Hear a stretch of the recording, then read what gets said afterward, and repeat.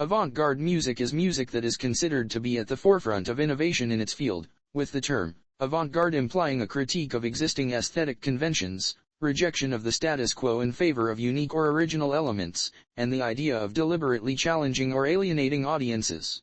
Avant-garde music may be distinguished from experimental music by the way it adopts an extreme position within a certain tradition, whereas experimental music lies outside tradition. Experimental music is a general label for any music or music genre that pushes existing boundaries and genre definitions.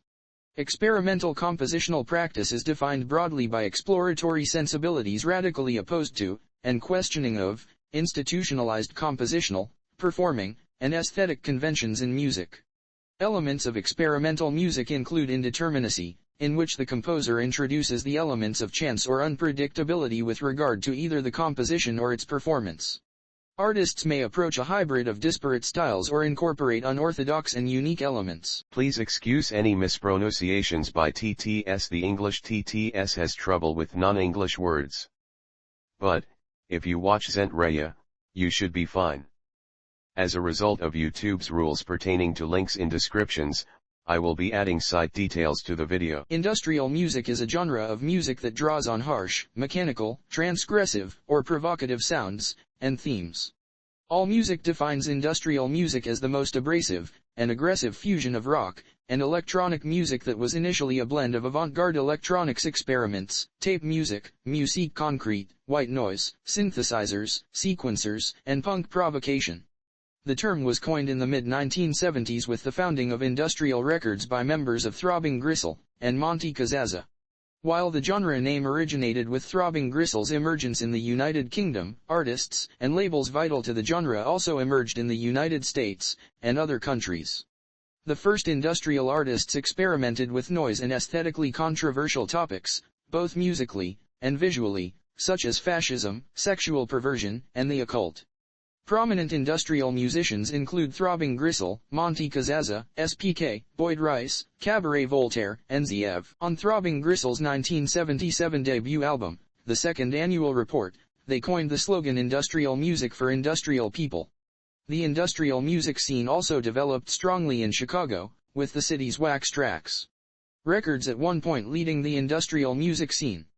The precursors that influenced the development of the genre included 1940s musique concrète, and varied world music sources in addition to rock-era acts such as Faust, Kraftwerk, The Velvet Underground, and Lou Reed's Metal Machine Music. Musicians also cite writers such as William S. Burroughs, and J. G. Ballard and artists such as Brian Geeson as influences. While the term was self-applied by a small coterie of groups and individuals associated with industrial records in the late 1970s, it was broadened to include artists influenced by the original movement or using an industrial aesthetic.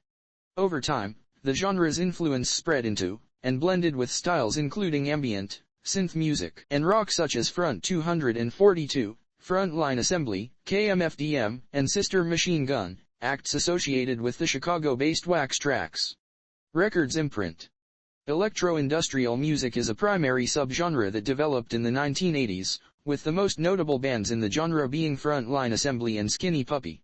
The two other most notable hybrid genres are industrial rock and industrial metal, which include bands such as Nine Inch Nails, Ministry, Rammstein, and Fear Factory, the first three of which released a platinum-selling album each in the 1990s. Industrial music drew from a broad range of predecessors.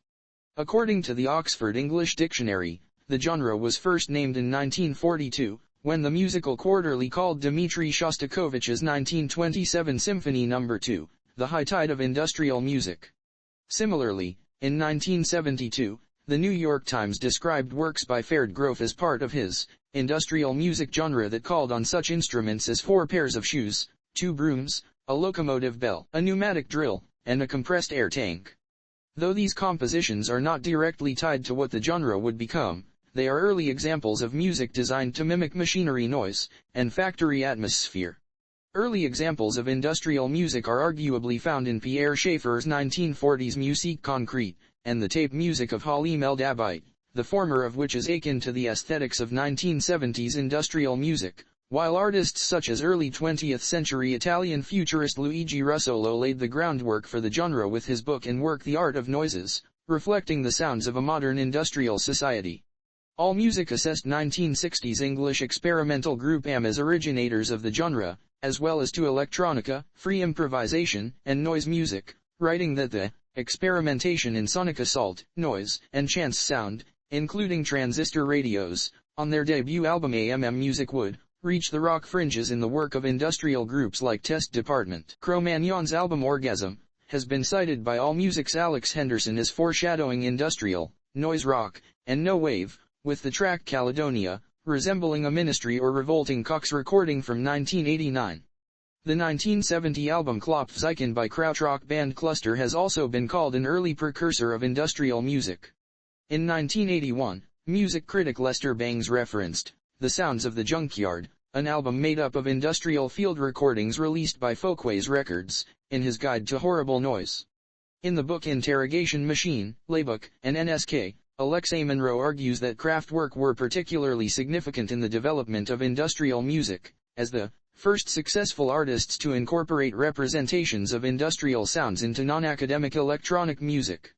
Industrial music was created originally by using mechanical and electric machinery, and later advanced synthesizers, samplers, and electronic percussion, as the technology developed. Monroe also argues for Suicide as an influential contemporary of industrial musicians. Groups cited as inspirational by the founders of industrial music include the Velvet Underground, Joy Division, and Martin Denny. Genesis P-Orridge of Throbbing Gristle had a cassette library including recordings by the master musicians of Jaujuka, Kraftwerk, Charles Manson, and William S. Burroughs. P-Orridge also credited 1960s rock such as The Doors, Pearls Before Swine, The Fugs, Captain Beefheart, and Frank Zappa in a 1979 interview.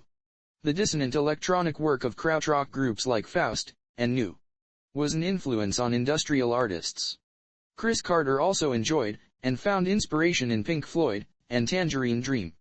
Boyd Rice was influenced by the music of 60s girl groups and tiki culture. ZF cited Christopher Tree's spontaneous sound, John Coltrane, Miles Davis, Tim Buckley, Jimi Hendrix, and Captain Beefheart, among others, together with Tibetan, Balinese, Javanese, Indian, and African music as influential in his artistic life.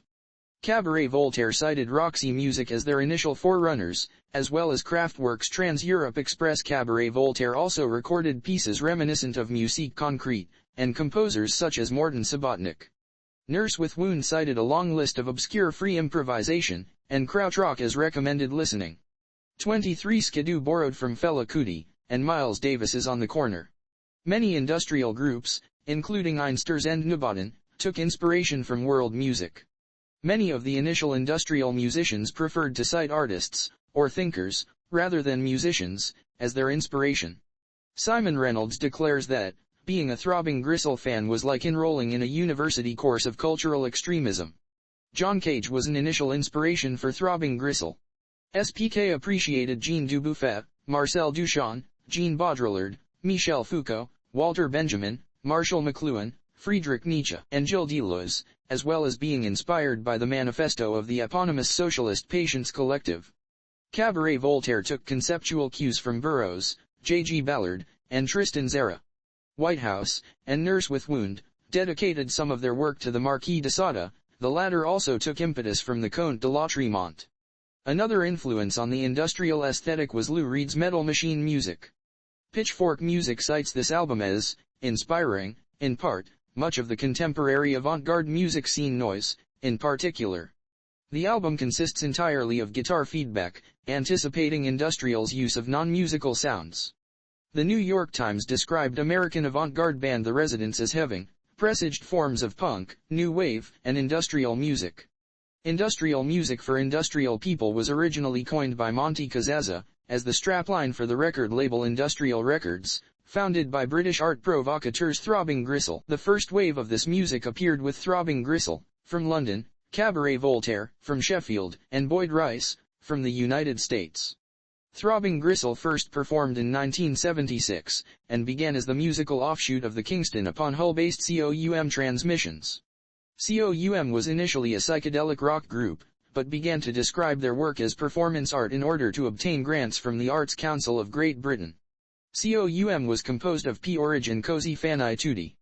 Beginning in 1972, COUM staged several performances inspired by Fluxus and Viennese actionism. These included various acts of sexual and physical abjection.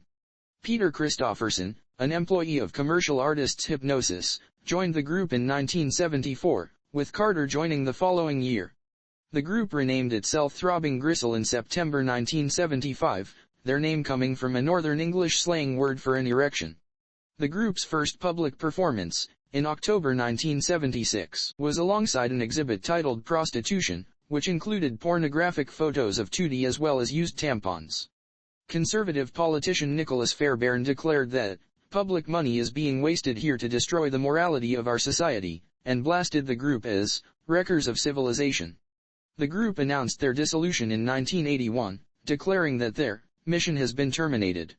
Chicago record label Wax Trax Records was prominent in the widespread attention industrial music received starting in the early 1980s. The label was started by Jim Nash and Danny Flesher.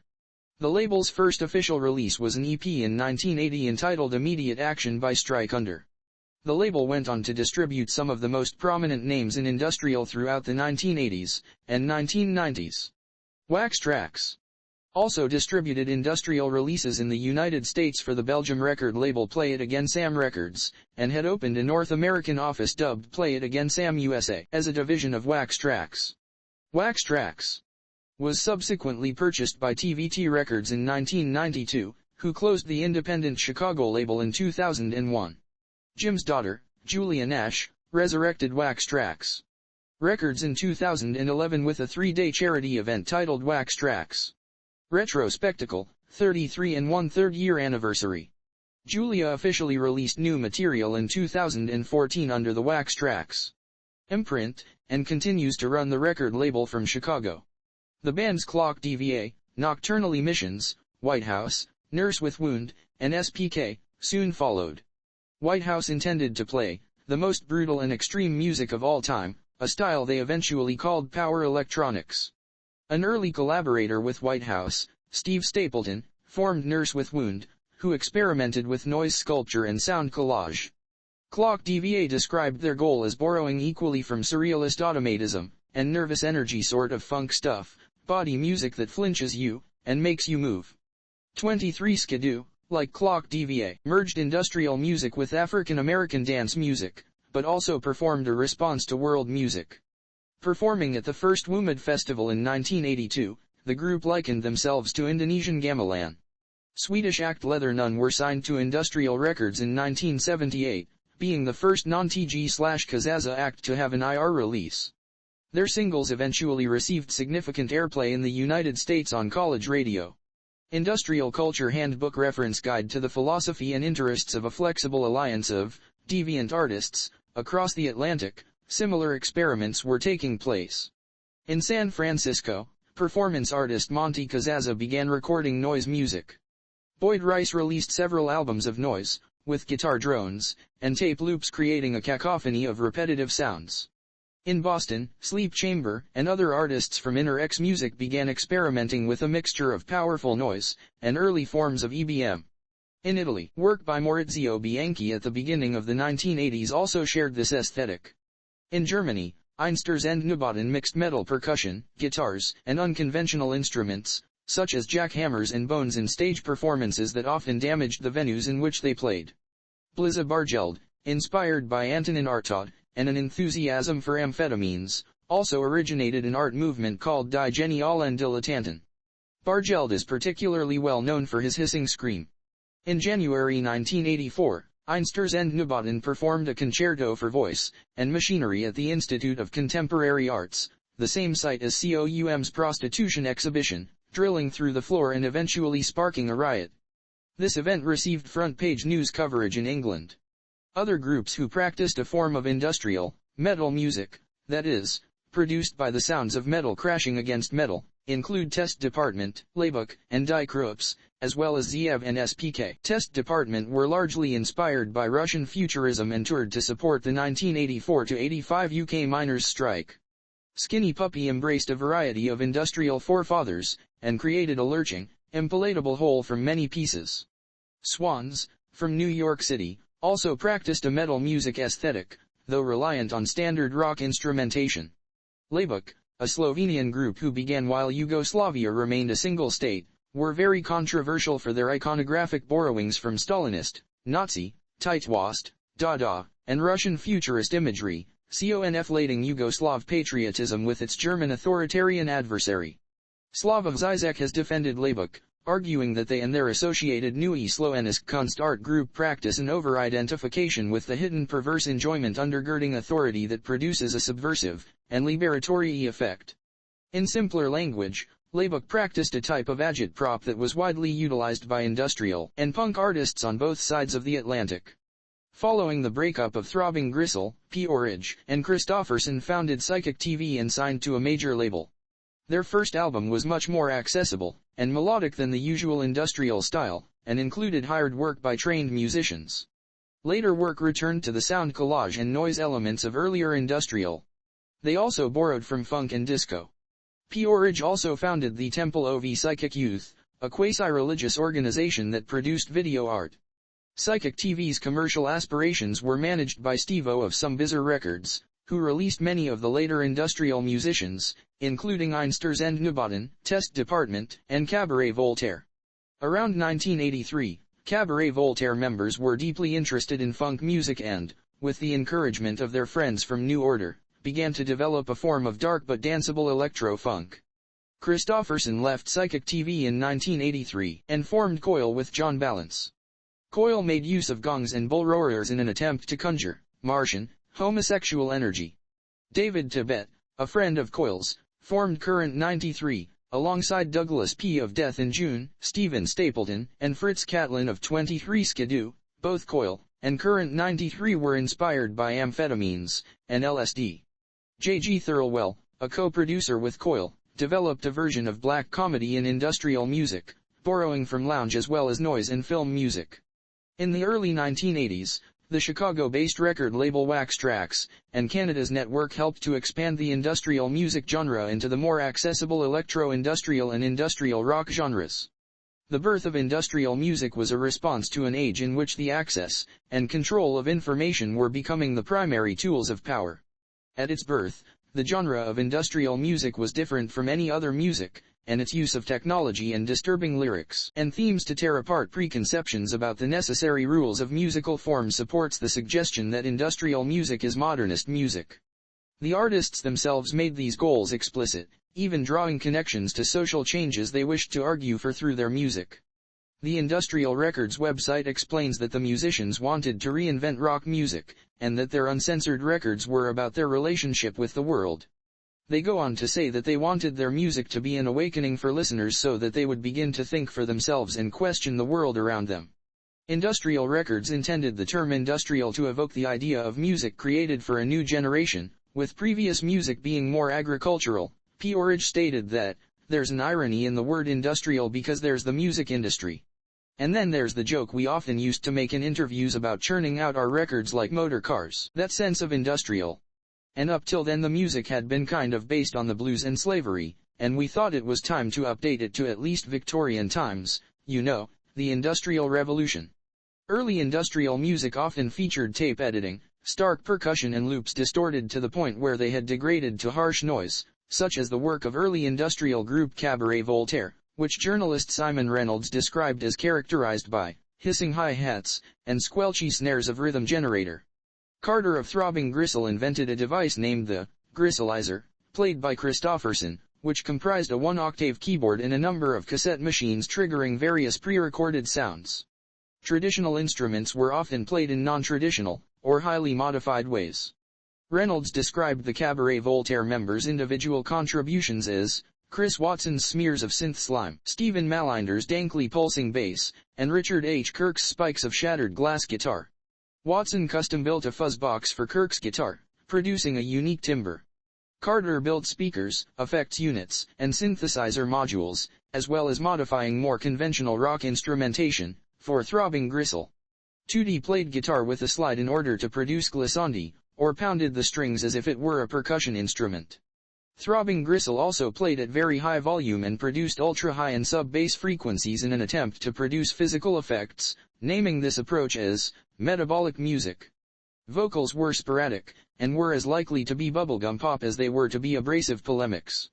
Cabaret Voltaire's Stephen Malinder's vocals were electronically treated. The purpose of industrial music initially was to serve as a commentary on modern society by eschewing what artists saw as trite connections to the past. Throbbing Gristle opposed the elements of traditional rock music remaining in the punk rock scene, declaring industrial to be anti-music.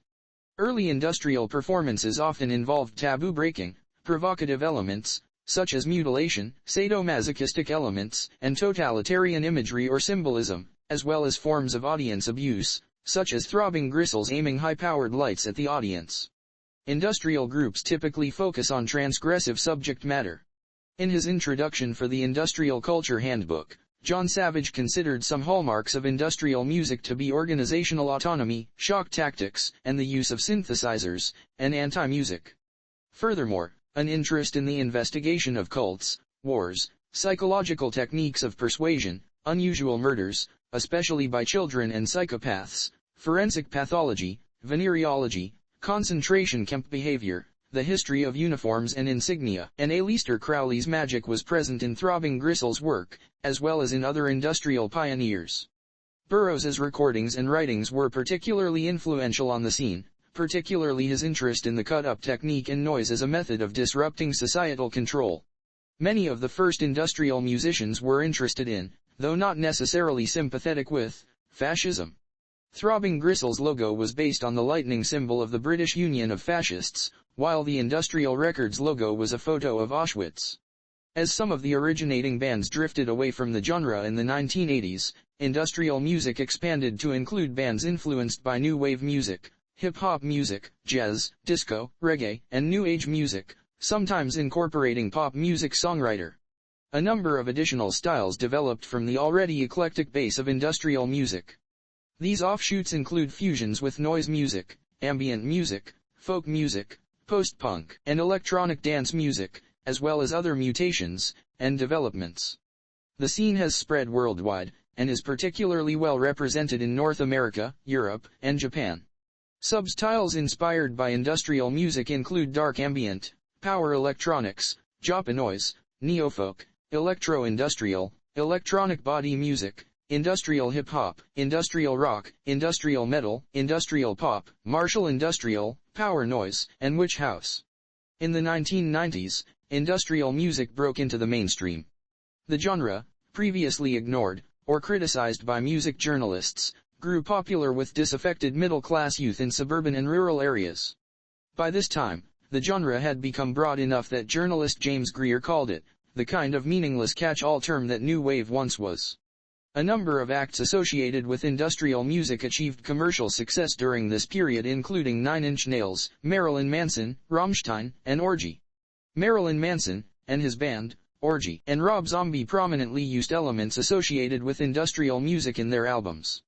Through the 1990s, Nine Inch Nails, and Marilyn Manson, had several albums and EPs, certified platinum by the Recording Industry Association of America, RIAA, including Nine Inch Nails, Broken, The Downward Spiral, and The Fragile, and Marilyn Manson's Antichrist Superstar, and Mechanical Animals.